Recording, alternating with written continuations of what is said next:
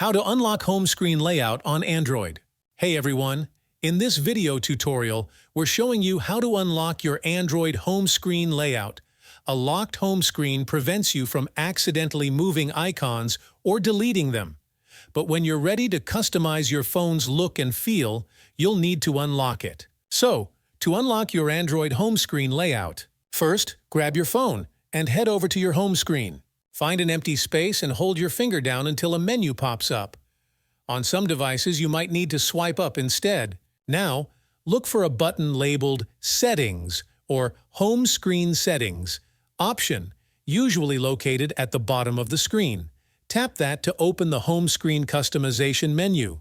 Now look for an option that says Lock Home Screen Layout or something similar.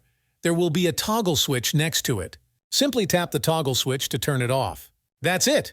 Your home screen layout is now unlocked and you can freely move and add apps. And that's all you need to do to unlock your Android home screen layout.